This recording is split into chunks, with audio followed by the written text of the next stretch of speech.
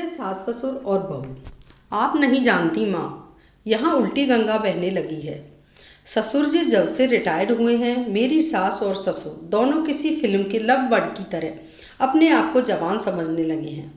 दिन भर हमारे घर के पास बने गार्डन में झूले पर बैठे बातें करते रहते हैं। उन्हें अपने पक चुके बालों का भी ख्याल नहीं रहता है। इस उम्र में उन्हें ऐसा व्यवहार क्या शोभा देता है। ममता ने अपने ससुराल के समाचार अपनी माँ को बता रही थी। तभी सास आभा उदास मन से रसोई घर में जाती है, क्योंकि बहू की वो कड़वी बातें उन्होंने सुन ली थी। उसकी सभी बातों को नज़रअंदाज कर सास मसाले वाली चाय बना के पहले एक कप बहू को उसके कमरे में देकर दूसरा कप अपने पति राम के लिए लेकर जाती है। बहुएं देखती है और अपना मुंह टेढ़ा करती है। सास ने फिर से एक बार उसकी तरफ रुख किया, क्योंकि ससुर के निवृत्त होने के बाद यह उनका रोज का ही नित्यक्रम बन गया था। वह अब किसी की भी परवाह किए बिना रोज अपनी मर्जी के मुताबिक नए नए कपड़े पहनकर गार्डन में अपने पति के साथ बैठकर अपना ज़्यादातर समय बिताती थी। उन्होंने अपनी पूरी ज़िंदगी अपने बच्चों के लिए काम करते बिता दी थी, इसलिए अब बची कुची ज़िंदगी वे दोनों एक साथ समय बिताकर जीना चाहते थे। आनंद निवास बंगले जैसा 2 मंजिलों का घर पति पत्नी का ये सपना था और उन्होंने बड़ी मेहनत से इसे पूरा भी किया था। आभा जी ने घर के सामने बड़े प्यार से उस गार्डन को बनाया था और वहाँ पर कई फूलों के पौधे और बेलें उगाई थीं। उनके उगाए चंपा, जसवंती, मोगरा, गुलाब ऐसे दर्जनों फूलों की खुशबू से उनका गार्डन हमेशा महकता रहता था। अलग अलग ऋतुओं में आभा जी अलग अलग सब्जियाँ भी अपने उस गार्डन में उगाया करती थी। रसोई के लिए धनिया, पुदीना और मेथी उन्हें कभी बाहर से खरीदनी नहीं पड़ती थी। इतने सालों तक काम की भाग दौड़ में राम जी कभी भी इस जगह का आनंद ले नहीं पाए थे, लेकिन अब उनका पूरा खाली समय इसी जगह पर बीतता था। दरअसल एक और छोटा सा घर वहाँ बना सकें, इसलिए उन्होंने वह जगह खरीदी थी, लेकिन अब वह संभव नहीं था। आभा जी को अपने बनाए उस गार्डन में एक छोट झूला चाहिए था, जो उन्होंने लाकर दिया था, और अब वही झूला उनको एक दूसरे के साथ ज़्यादा से ज़्यादा सुखमय समय बिताने का जरिया बन गया था।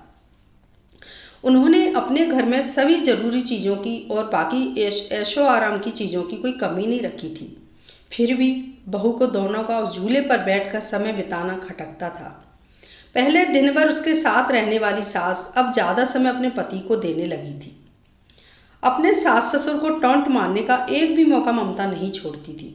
वह हमेशा अपना दिमाग उनको उस जगह से हटाने के लिए लगाती और एक बार उसने ऐसा करने के लिए एक षड्यंत्र भी रचा। जय, तुम्हें नहीं लगता हमें एक बड़ी कार लेनी चाहिए? ममता ने अपने पति से कहा। आइडिया तो अच्छा है, लेकिन कार रखने के लिए जगह कहाँ है हमारे पास? एक ही छोटा सा गैरेज है जहाँ सिर्फ एक कार के लिए जगह है। जय ने चिंता वाले स्वर में कहा। कौन कहता है जगह नहीं है? वह गार्डन है ना, जहाँ आजकल गार्डन है ना, जहाँ आजकल 2 लवबर्ड्स अपना डेरा जमाए बैठते हैं। ममता ने पति की तरफ तिरछी नजर करते हुए कहा। आजकल तुमको ज्यादा नहीं बोलने लगी हो। अपनी पत्नी को फटकार लगाते हुए कहा, लेकिन सच तो ये था उसने भी इस बारे में अपने पिता से बात करने का मन बना लिया था।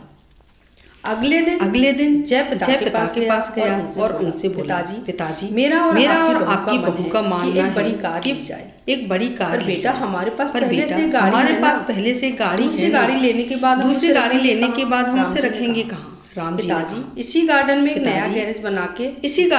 नया गैरेज बनाने की सोच रहा हूँ।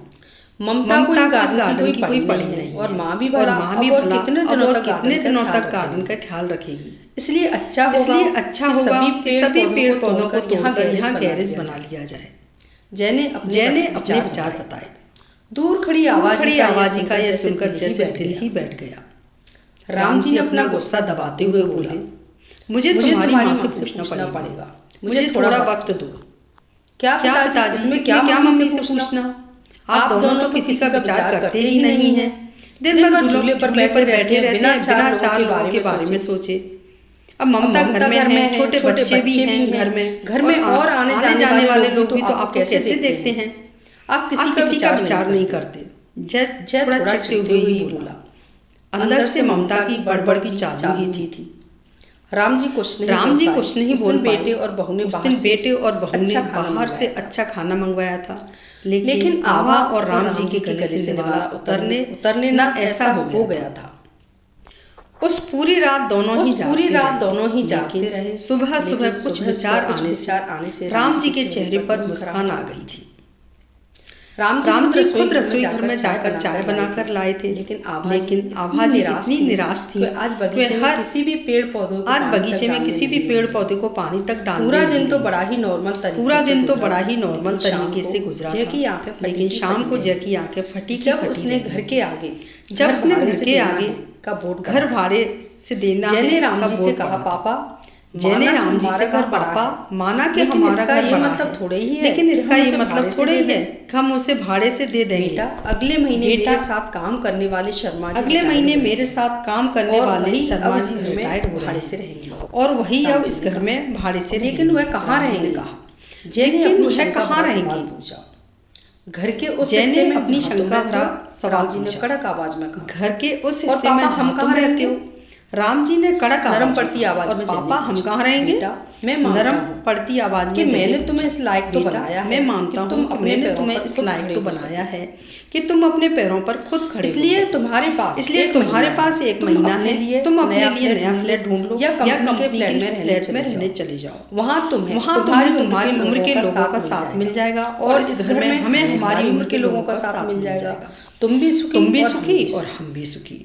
राम जी ने सब कुछ साफ साफ बताया। राम जी ने सब कुछ साफ साफ आप तो नाराज हो गए। कल मैंने जो भी आप तो मेरा ये मतलब नहीं। कल मैंने जो भी जैने अपने पापा मेरा ये मतलब हाथ जोड़ते हुए जैने अपने पापा के आगे तुम्हारी जनरेशन ने हमें एक सबक दिया है। तुम्हारी जनरेशन ने हमें एक सबक दिया है। हम बड़े तुम बच्चों के साथ रहा जाता है, साथ में देखकर हम बड़े तुम बच्चों के साथ, तो तुम्हें साथ देखने में क्यों प्रॉब्लम? तो तुम्हें हमें साथ में देखने में क्यों प्रॉब्लम होती है? गार्डन में गार्डन में बड़े हुए पेड़ पौधे, इस बात से तुम्हारी माँ ने मेरे लिए, कैसे तुम्हारी माँ ने मेरे लिए और खासकर तुम्हारे लिए जी जान समय अपनी जवानी खर्च कर अपना समय अपनी जवानी पर तुमसे और मुझसे भी ज्यादा इन सब पर तुमसे और मुझसे भी ज्यादा तुम्हारी मैं तुम्हारी माँ से नहीं छीन, और इन सबको मैं तुम्हारी माँ से नहीं छीन सकता। राम जी ने अपनी पत्नी की तरफ जाने अनजाने में हम हमेशा ये गलती करते हैं। जाने अनजाने में हम हमेशा ये हमारे बड़े बूढ़े हमारे हिसाब से हम सोचते हैं कि हमारे बड़े ऐसा करवाने के लिए हम उन पर अपने विचार थोप, ऐसा करवाने के लिए लेकिन हम ये अपने विचार हैं कि उन्होंने हमारे लिए कितना क्या किया। हम ये भूल जाते हैं, और जब उन्होंने हमारे लिए हिसाब की जिंदगी जीने का मौका, और जब उन्हें उनके हिसाब की जिंदगी जीने का मौका मिलता है तब उनका साथ देने के बजाय हम उनके विरोधी बन जाते हैं। तो आप कमेंट्स और दोस्तों ये कहानी पसंद आती है तो आप कमेंट्स और लाइक जरूर करें। धन्यवाद।